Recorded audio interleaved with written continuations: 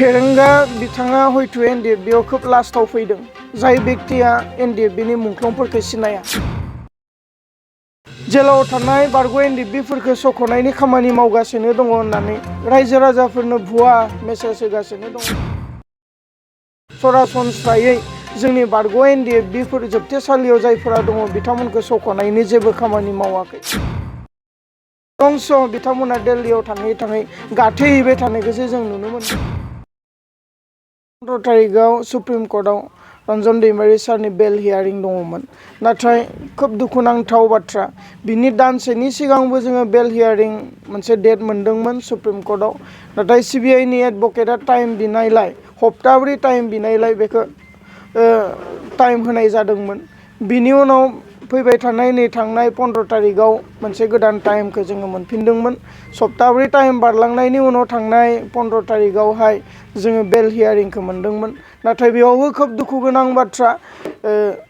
सिबिआइ एडभकेटनिफ्राय 8 मास समय लाफिनबाय 8 मास समय फासयबाय फैबाय थानाय नभेम्बर दाननि 28 तारिखआवसो बेल हियारिंआ थांबाय दिनै जोङो बेखौ नुनानै बारग' एनडिएफबिफ्रा दुखु फोरमायदों आरो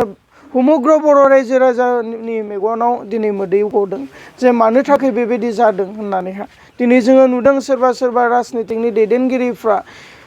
जेलाव थानाय बारग' एनडिएफबिफोरखौ सख'नायनि खामानि मावगासिनो दङ होननानै रायजो राजाफोरनो भुवा मेसेज होगासिनो दङ नंखाय बाथ्राफोर फोलागासिनो दङ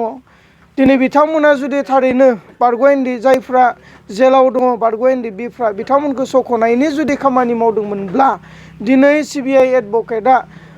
8 माह समय बिनाय नङामोन हयथ' आर्गुमेन्ट लाबोनायनि गेजेरजों बा इजि आर्गुमेन्ट लाबोनानै हयथ' बेलखौ होगौमोन बेखौ जोङो मिजिंथिदोंमोन नाथाय दिनै जोंनि जायफोरा गोजौ थाखोआव एबा जायफोरा दिनै राजनितिकनि गादियाव जिरायनानै दङ बिथांमोना सरासनस्रायै जोंनि बारग' एनडिएफबिफोर जोबथेसालियाव जायफोरा दङ बिथांमोनखौ सख'नायनि जेबो खामानि मावाखै बरंस' बिथांमोना दिल्लीयाव थाङै थाङै गाथेहैबाय थानायखौसो जों नुनो मोन्दों बेनिखाय जों बर' रायजो राजाफोरखौ खावलायदों जे बेफोरबायदिनिफ्रायबो सांग्रां जोङो जानो नांगोन आरो जोङो अब्लासो जेलाव थानाय जोबथेसालियाव थानाय एनडिएफबिफोरखौ उदां अख्राङाव जोङो लाबोनो हागोन जिहेतु मोननांगौ माखासे एक्स-एनडिएफबिनि मुंख्लं बेफोरनि सायाव जोंहा रोजा मुंख्लंफोर दङ बे मुंख्लंफोरनि लिस्टफोरखौ गभर्नमेन्टआ बिनाय बायदियै जोङो दिनैनिफ्राय लानानै 3 बोसोर आगोलनो सरकारनो गथायबाय नाथाय दिनैसिमबो बेबायदि मुंख्लं अनसुंथाइफोरखौ जों नुनो मोनाखै बे दुखुनांथाव बाथ्रा जों एपिल खालामबोदोंमोन जिहेतु जोंहा गावारि खुंथाइ मोनसे दङ बिटिसि एबा बिटिआर मोनसे गावारि खुंथाइ दङ जोंहा मोनसे गभर्नमेन्ट दङ जाय गभर्नमेन्टआवहा मोनसे आयेन बानायनो हायो बेयाव बिथांमोनखौ जोङो खावलायबोदोंमोन जे नोंथांमोना मोनसे आयेन बानायनायनि गेजेरजों बारग' एनडिएफबि जेसेबांखिनि मुंख्लंफोर दङ फैसा होनो हायाब्लाबो मोनसे रिकगनाइज होनो थाखाय मोनफा सार्टिफिकेट होनो थाखाय जों खावलायबोदोंमोन नाथाय बेफोरखौबो गुरुत्त प्रकारे लानानै खामानि मावबोयिखौ जों नुनो मोन्दों बेनिखायनो जों बारग' एनडिएफबिया खोब दुखु फोरमायदों दिनै पुलिसफ्रा थाङै थाङै जोंनि मुंख्लं न'खरफ्राव भेरिफिकेसन खालामो जाय बेक्तिफ्रा मोनसे समाव होसो गावग्लिबाय बुथारबाय बै बेक्तिफोरजोंनो जों दिनै भेरिफिकेसन खालामजानाया जोबोद लासिंसिं आरो जोंनि मुंख्लंफोरखौ अपमान खालामनाय जादों दिनै सोर एनडिएफबिमोन सोर मुंख्लं जादों बेखौ जों बारग' एनडिएफबियासो मोनथिगौ बिथांमोना दिनै पुलिसफोरा न'खर थांनानै दिनै पस्टमर्टम रिपर्टफोरखौ बियो नाथाय जिखिनि समायाव जोंनि बारग' एनडिएफबिफ्रा बिर जोहोलावफ्रा मुंख्लं जादोंमोन बैखिनि समायाव गोथै सह'खौबो गावनि न'खरा थांनानै लायनो हानाय पर्यायाव गैयामोन आरो बैखिनि समायाव मुंख्लं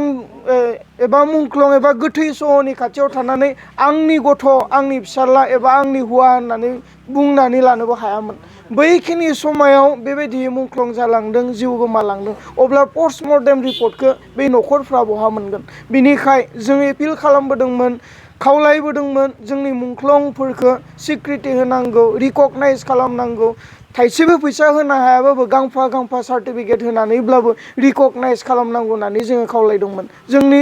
जि गावारि खुंथाइ जोंहा मोनसे जि गभर्नमेन्ट दङ बे गभर्नमेन्टआ जुदि जोंनि मुंख्लंफोरखौ सिक्रिटि होनायमोनबा रिकगनाइज खालामनायमोनब्ला बेखौ आसाम सरकार आरो भारत सरकाराबो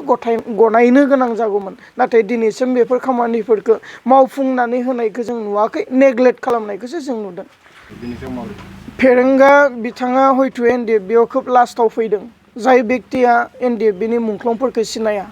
बिनि थाखायनो बिथांनि खुगायाव बेबायदि ओंखारो आरो गोबां एनडिएफबिफोरखौ बिथाङा सिनाया जायनि थाखाय रिहेबिलिटेसनखौ मोनजोब्बाय होननानै बिथाङा बुङो बिनि थाखायनो बिथाङा बे गोरोन्थिया जायो बेनिखायनो आं खावलायदों बिथांखौबो गासै नलेजखौ लानानैसो मिडियायाव बुंनो बा बर' रायजो राजानि गेजेराव नंगौ खोथाखौ बुंनो बिथाङाबो सोलोंथों आरो इसोराबो बिथांखौ बोर होथों